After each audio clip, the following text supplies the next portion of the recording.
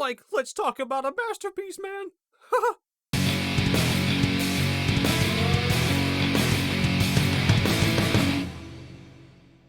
Scooby-Doo, a tale as old as time, with many incarnations, many movies and spin-offs.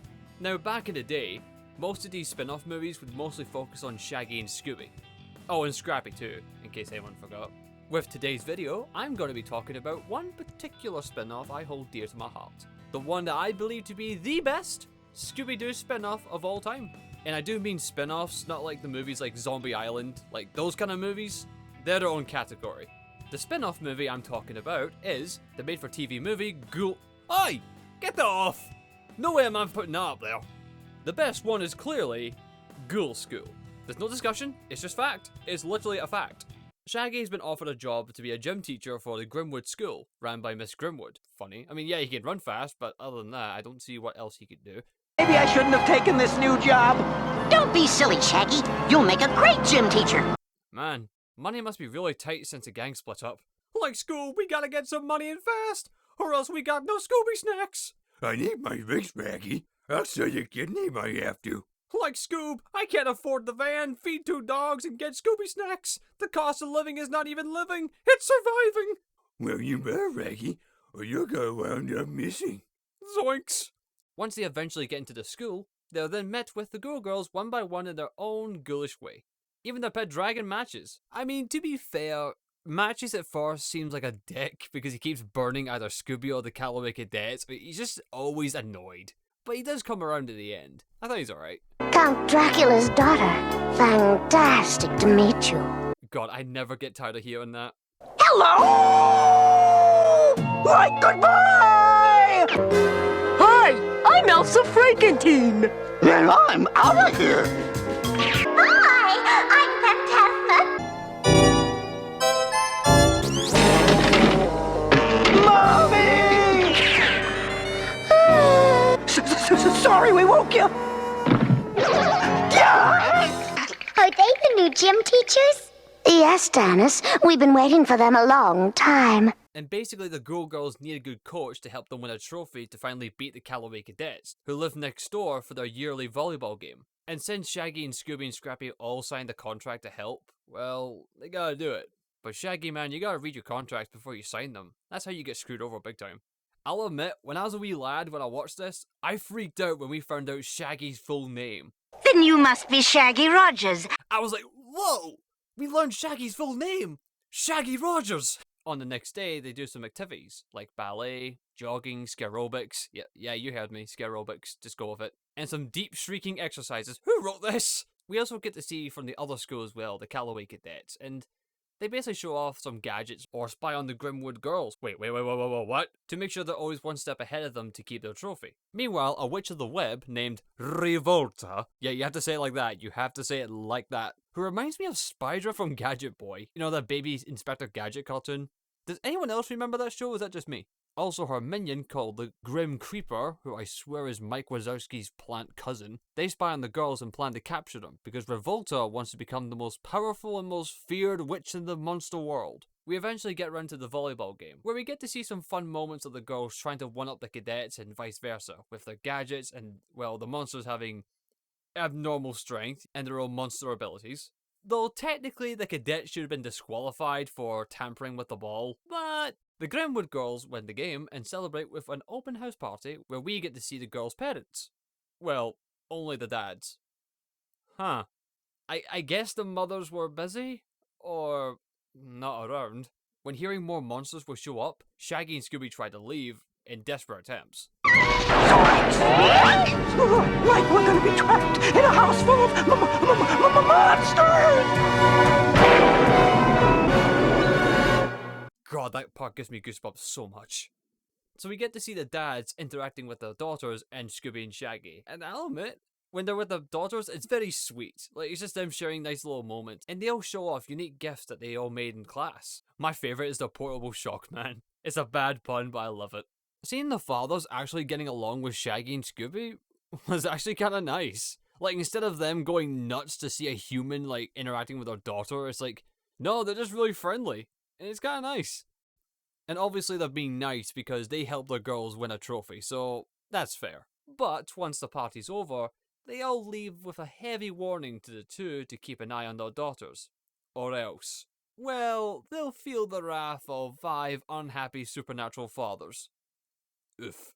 Later that night, Revolta sends her spider bats, great, as if these things weren't terrifying enough, to hypnotize Shaggy to take the girls on a field trip to the bog, where Revolta prepares her traps to capture them during the trip. Which, if she can do that, then can't she just send her spider bats to hypnotize the girls to meet with Creeper or walk to the castle? Anyway, in the morning, Shaggy takes the girls to a field trip. Meanwhile, at the same time, the Callaway cadets are there to test their survival skills while passing through the bog. Ah yes, nothing says survival testing in a possibly supernatural swamp filled with not just the average quicksand and crocodiles, but with some god knows unholy unnatural things in there, but hey, what could possibly go wrong? While the Grimwood girls go for a jog, Winnie gets grabbed by the Creeper. Creeper. Well, yeah, that works no matter what, okay. But then she runs to a very convenient shack in the middle of the bog. I feel like this might be a trap. Oh! I gave him the slip! Maybe next time don't howl while you're hiding, Winnie. Just a piece of advice. But it wouldn't have mattered anyway, as Revolta's spider bats get her and put her under her spell. While that's happening, Scooby, Shaggy, and Scrappy get surrounded by alligators and are rescued by Sabella. They then go on a search for Winnie. Back to the cadets, being trapped in quicksand. See what I mean, Callaway cadets? But Elsa and Tannis help them out. Also, Phantasma falls victim to the hypnosis. Then Elsa and Tannis get caught along the way, with Sabella following suit. So Shaggy, Scooby, Scrappy, and Matches go to Revolta's lair and infiltrate it. Well, after catapulting themselves there. I could have sworn they drove up there, but sure, why not?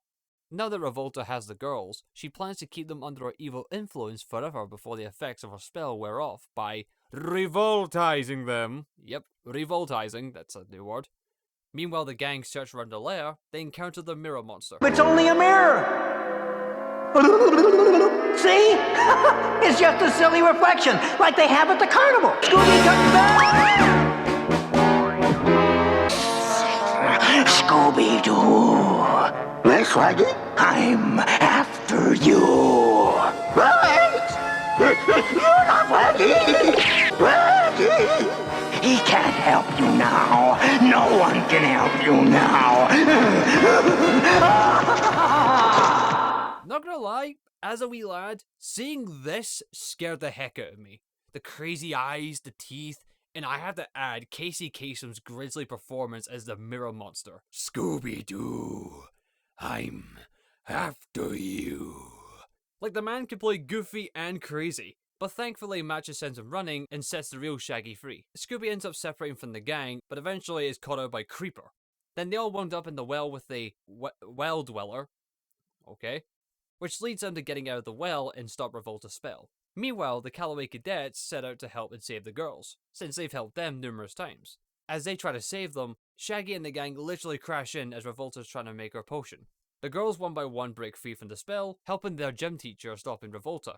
All the girls are free, and once they get a hold of Revolta's wand, Elsa destroys it. My wand! Bring it here! Obey me! I'm putting it where it belongs! In the fire! Well, technically that was boiling water in a cauldron, but I get the irony. A Frankenstein monster using fire to save the day, so points for trying. Luckily, the Callaway cadets save the gang and escape before the castle explodes. They haven't seen the last of Revolta. Yeah, okay. But she and Creeper died here. They were last seen in the air above the castle, and when they were zapped, that was a long way down. Christ, guys, talk about keeping incognito. We then end the movie with a rap song from Scrappy. We also get the ending dance scene, which surprisingly predates a lot of movies nowadays that still do this. What the fuck? And Shaggy and the gang got about. Which I'll admit, this ending warms my heart every time I see it. Like, let's give him a real Grimwood goodbye, eh, Scoob? Yeah! Toodaloo!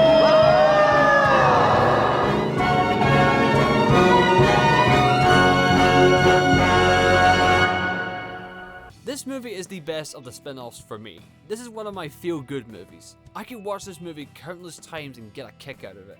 Yeah, the puns could be smothering, but I don't care. I get a little bit of happiness every time I hear them.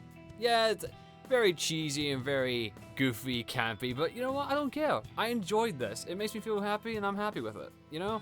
I mean, the story itself was just more or less about the volleyball game, but then we kind of just got shoved in the whole Revolta being the most powerful witch in the monster world with just the girls. Like, not their fathers, like, she said that they're weak from age. So she wants these new generation monsters. Okay. Are you gonna train them? Are you gonna enhance their abilities? Are you gonna do some magic spell to, like, I don't know, in their prime or something? Because I don't know how that's gonna work for you, hun, because some of them are like 12, 10, 8 years old, so good luck with that one. Good luck with that one. I mean, I'm not opposed to it, but it's just kind of shoved in front of you, like, hey, look, there's a bad guy. It's like, okay, sure, okay. Could have done that a little better, but sure. Like, my suggestion, if you didn't want to do the Revolta stuff, like, snuff that out and just focus on the volleyball game at the end. And that gives you the time to stretch out all the activities with, you know, Shaggy trying to teach the girls and stuff. That way you could add some more, you know, goofy moments with the girls trying to, like, practice, I don't know, running, doing some athleticisms, or maybe practicing some games of volleyball in teams. You know, maybe like Shaggy, Scooby, Scrappy in matches could, like, I don't know, play a team against the girls and they get their butts whooped. I don't know, I thought that'd be kind of funny, you know? Like Shaggy could be like Scoob, just go easy on them. We want to show that they can do it. Right, Raggy? And then they get their butts whooped. I think that would have been funny. I think that would have been funny, like, showing the different ways the ghouls work. And you could have it where Shaggy goes, alright, we're gonna mix you guys up a bit. I don't know, like, say Shaggy end up getting, like, I don't know, Phantasma in his team. And he tries to pass the ball to her, but it just goes right through her. I don't know, I thought that'd be kind of funny, I don't know. Like, there's more stuff to do with, like, the actual volleyball game, and then that way when you get to the actual game, you can get to see, like, what they can do, and it'll be a lot more fun. I don't know, maybe that's just me. That's just me. The vocal performances from the cast are great. Casey Kasem is great as always as Shaggy, and the Mirror Monster, which I was surprised, to be honest. Frank Welker is, of course, Scooby-Doo. He's great as always. Wait, Scooby isn't voiced by Frank? Oh, it's Don Messick, the guy who voices Scrappy in Matches. Well, either way, he's great. Don has a good range. All the girls were fine. Each have their own, like, fun deliveries. Rusty Taylor is Phantasma, so full of bubbly energy. Her fun spirit is so contagious. Susan Blue is Sabella, which is more breathier than the others. Also, she can be more Transylvanian when she exercises. Thanks a lot, Shaggy. Marilyn Schreffer, hopefully I said that name right, I'm so sorry if I haven't, as Winnie. I love the gruffness of her voice, some tomboy spirit. Patty Maloney as Tannis, she's adorable, she really is just sweet. Pat Music, I'm so sorry, I am not good with reading, apparently. As Elsa, her voice reminds me a lot of Ed from Ed and Eddie, though this is before them, but you get the point, it has its little charm. My favorite voice of the parents is the Phantom Father by Hamilton Camp. It has such a mischievous undertones of creepiness to it. I don't know, I just like that voice. As to the characters themselves, well, some get more attention than others. Sabella and Phantasma were my favorites as a kid. I like vampires and ghosts, what do you want from me? Sabella being the more courteous of the girls, and punny. Very, very punny. Fantastic to meet you. Oh, this water's as warm as a bathtub. That's your daddy? It's a bat, picture of him. Phantasma being the wackiest and most hyperactive out of the girls. Elsa being a bit slow but the strongest out of them all. Winnie, she's overconfident and tries to be the tough kind of girl. Then you have Tannis being the youngest, therefore the most childlike. The animation is, well, fine for a straight-to-television movie, although sometimes a lot of things can be off-model at times, and some technical errors like the background for Revolta and Creeper here. That's the Grimwood Manor, not the lair. So either Revolta's living in the attic or basement, or maybe this was a background error. You decide. There are some small errors here and there, but this was made in back, what, 1988? So there will be some kind of funny errors there. The music composed by, oh come on, oh I'm so sorry. Sven Lebec, oh I am so sorry, I cannot read. I am illiterate. I love the main theme so much. It's a timely, spooky score that hits so well. The best example of the score is when Shaggy and Scooby try to escape before the girls' dads show up. Like, when I hear that theme, my brain immediately clicks to Ghoul School. It's catchy, it's memorable, and it sticks out to me. Now, is this movie the best Scooby-Doo movie? Oh, no, hang on. We've got some good Scooby-Doo gems here. This one is not above them, but I do consider it a gem in its own. Basically, not better than Zombie Island, but above Reluctant Werewolf. Whatever that means, you figure that one out. So my overall thoughts, the movie has a lot of cheese factor to it, but it's a wholesome goofiness kind of cheesiness. There's a lot of fun from our main trio and the Ghoul girls. If you're up for a good time, if you can, I highly recommend you give it a watch and enjoy. A word of caution though, there's a lot of puns, a lot of cheesy, bad puns. So if you can handle that, you'll have a good time. I even make it a Halloween tradition to watch this and other Halloween movies like The Halloween Tree, Casper from 1995, The Scary Godmother, Corpse Bride, just to name a few. And if you want to make the night more interesting or painful, I even invented a drinking game, which I haven't tried, so I do not condone unless you are the legal drinking age and can handle your drinks. This is the Ghoul drinking game. Take a shot for someone saying a bad pun. Enjoy that one. That one alone could probably get you. Sibella saying Fangtastic, Winnie howls, Phantasma laughs, and the cadet saying affirmative. You'll be dead in the first, 15 minutes with, 20 shots at least. That's what I've counted. Yes, I've counted this. Oh man, you'll be in for a good buzz. And those are the only rules I'm adding. Any more would feel like a death sentence, honestly. So again, if you can find the movie, maybe get some friends over, have a good time. You know, it's weird. After 30 years, we never seen anything else from the Ghoul girls. Like no spin-off show, no spin-off movie, nothing. It's kind of weird. It's kind of a shame because there is some potential to be made here. Oh well. This has been Drew, those are my views, and I bid you adieu.